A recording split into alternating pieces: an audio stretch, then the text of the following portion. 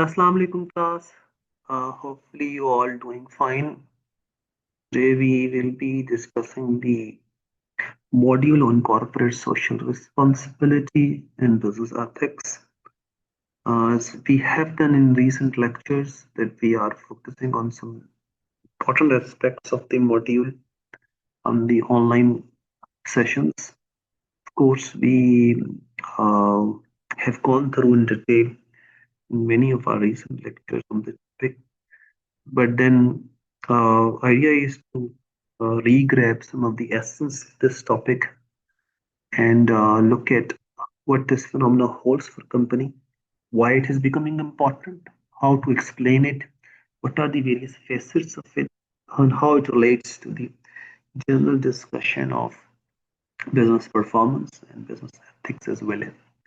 Remember, we looked at stakeholder relationship theory while we were discussing the environment, and perhaps at that time we were focusing on just the awareness about the environment and how we could reduce environmental uncertainty there. But we could recall that we placed the organization in the heart of a network of actors inside and outside. We called them the stakeholders.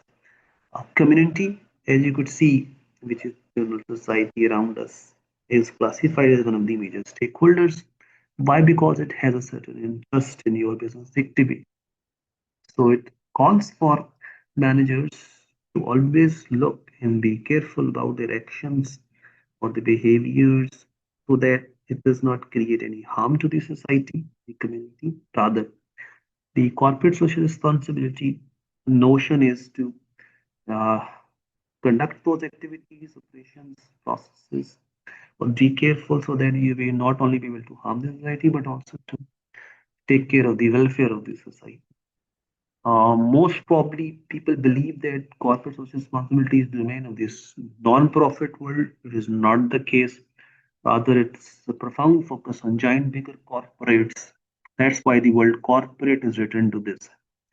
And why the corporates are under scrutiny? Because the whole world is talking about their inability to contribute towards the society at large. Rather, many believe that they don't have any confidence in these larger, bigger setups. They don't feel comfortable talking about them. The surveys suggested that people perhaps don't have the good image of these larger, bigger setups. Rather, these business people are ranked below than politicians who are generally have low profiles across the globe. So the polls suggest that people want organizations to respond to these calls. In fact, we've looked at corporate social responsibility. There are certain dilemmas, issues that are rising all the time. These larger, bigger setups, organizations, they have perhaps people in these organizations are obsessed with lies, fraud, and also lust for money there. Perhaps to be successful, they are putting all their efforts in regardless of the ethical aspects of these. In fact, they are committing illegal crimes in many ways. And very famous case of Enron, where this giant bigger company was found to manipulate their uh, statements. The company was going on losses, but reflected a profit rather to keep its reputation alive so that investors uh, get disheartened by the company's position.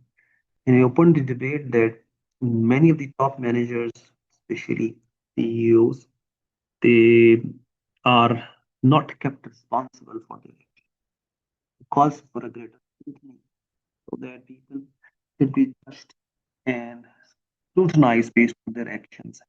It's sparked a scandal across the world, very famous financial scandal, and calls for greater corporate governance and responsibility on the behalf of the top executives.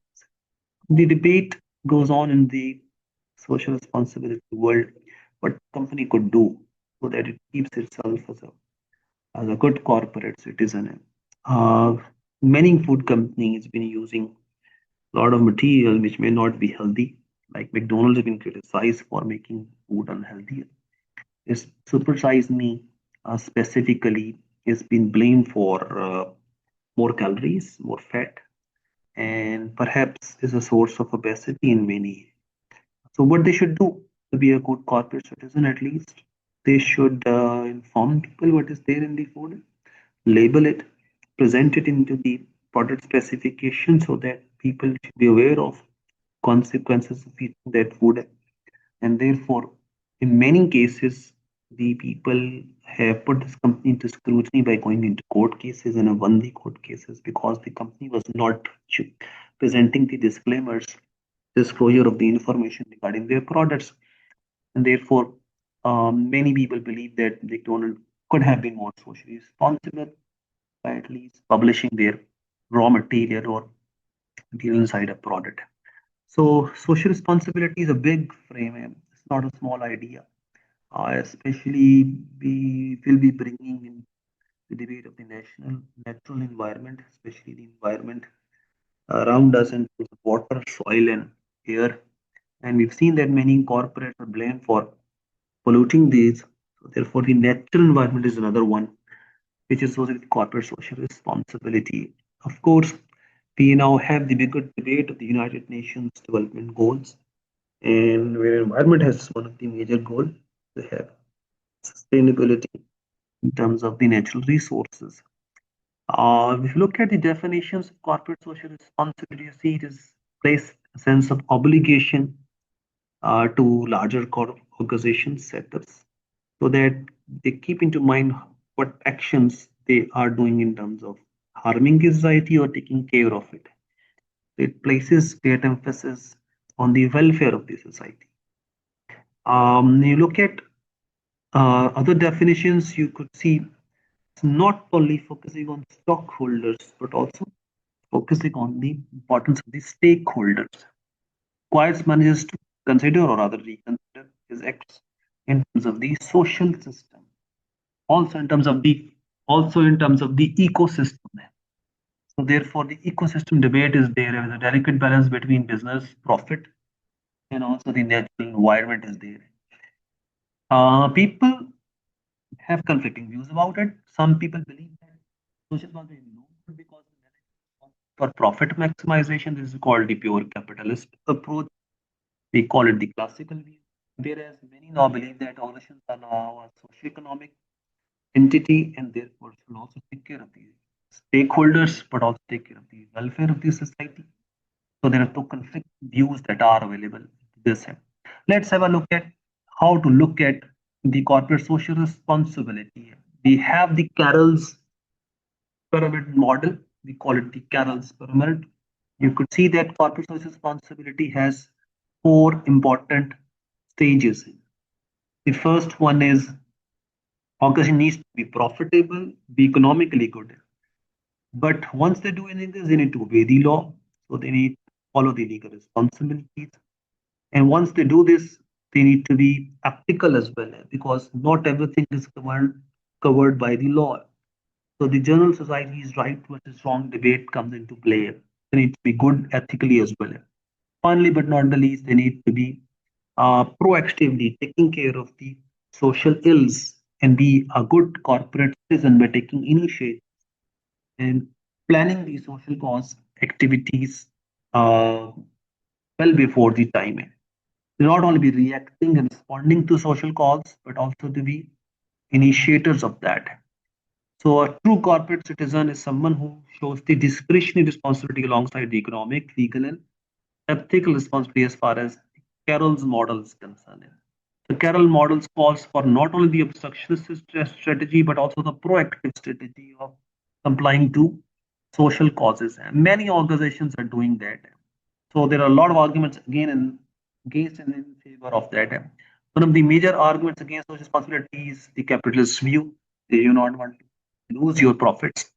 But the major argument in terms of pro social responsibility is it adds up to your reputation and therefore it adds up to your longer term profits. So therefore, there's a complete debate going on. And we will not be focusing on that. We're looking at some examples of the best corporate citizens, older rankings. But you see, many companies are spending money on community, on minorities, on employees, and environment, and many more. So it adds up to your overall performance.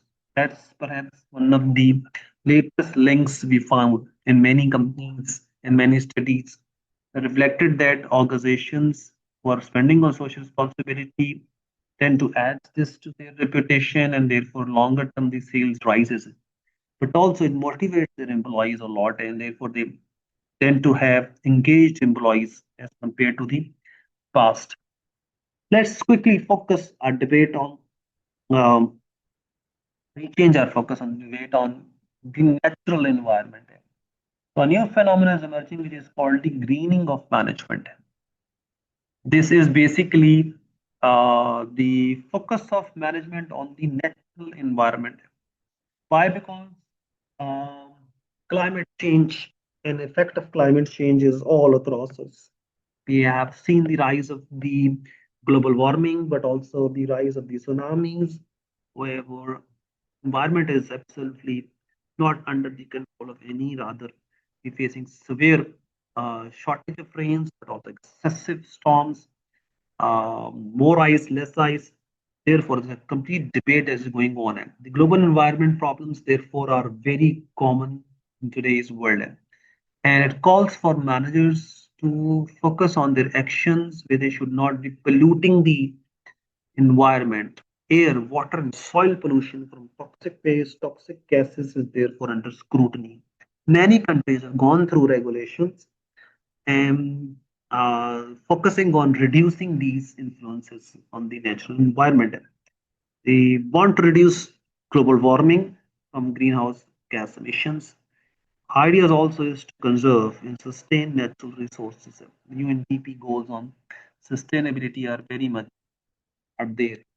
We also looked at very strange tactics placed by companies like this fish, which is the California waters salmon, which is doubling fish.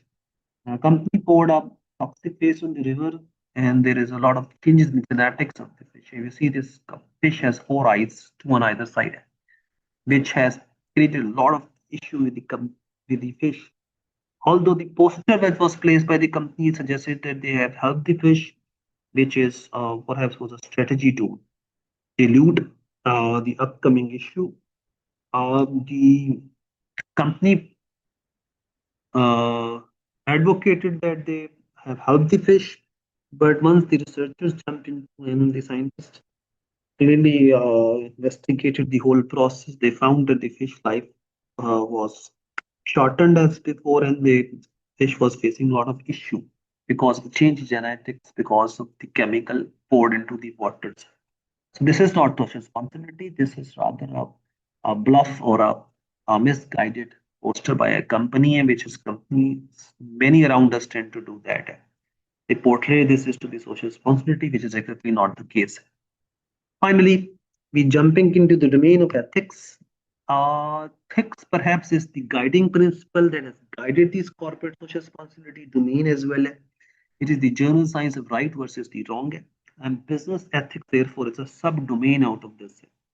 We have seen that businesses been found in activities which are purely unethical. The managers are constantly facing ethical dilemmas where they have to pick and choose among the right versus the wrong. And most of the cases, because of their pressures inside and outside, managers tend to take up wrong options and have ethical consequences. Harassment at workplace, workplace bullying, insider trading, fraudulent transactions, unethical products, unethical practices are very common in the organizations. A poor work and life family balance is very prominent, very serious case around us. Company politics, where you will not be getting the right support from the top executives because you're part of the right network, and excessive load on people. You have to meet extraordinary budgets, budgetary requirements or goals, targets which you're not provided with sufficient resources are very common across us. And once you have done well, you don't get the recognition because there is a poor leadership or lack of management support is there. It requires and calls for ethical training. Perhaps it calls for Ethical training for immoral managers. Immoral managers are people who basically neither moral nor immoral, but are ethically lazy. They need revision or reconnection to the ethical values, and therefore companies focus on ethical improving ethical conduct to these people and recalling and re-establishing ethical norms practices so that people tend to follow that. And for that instance, we have a very sophisticated mechanism, a phenomena, a document, a manual, uh, a package, whatever you call it, an online resource at times, which we call the Code of Ethics. The Code of Ethics provides the general guidelines. It also explains what the behaviors are required by the employees, where they establish what is right versus what is wrong. For example, it describes certain practices as unethical, like kickbacks, payoffs, gifts, falsification or tailoring of records, and misleading product claims. Whereas it also establishes what is good, respecting others by helping and supporting customers and many more. So they classify the rights versus the wrongs and also establish a mechanism that can ensure that people follow those rights versus the and avoid the wrongs. Once someone is found guilty of unethical practices, they should be punished or at least be reported. Whereas a company ensure that some people who follow the ethical standards are properly rewarded. So it provides a great mechanism for establishment. Whereas the code of ethics establishes two types of codes, just to add up to things. Either they provide ethical standards for personal conduct, but also they provide ethical standards for professional conduct. The professional ethics are more specifically associated with the profession or the industries, how the bankers should behave in terms of keeping privacy of the customer's data. So privacy, confidentiality may be an important value for bankers. Whereas for doctors, they need to be more patient and be able to listen to complaints and issues by customers. And on humanitarian grounds, they need guide and help them. So at times, they need to spend a lot of more time at workplaces, perhaps part and parcel of their job. So therefore, there are certain guidelines which are for certain professions. But generally, most of the code of ethics also talk about the personal level codes, that is the values associated with personal conduct, like respecting others, like to be truthful, to be on time. These are certain aspects that are there.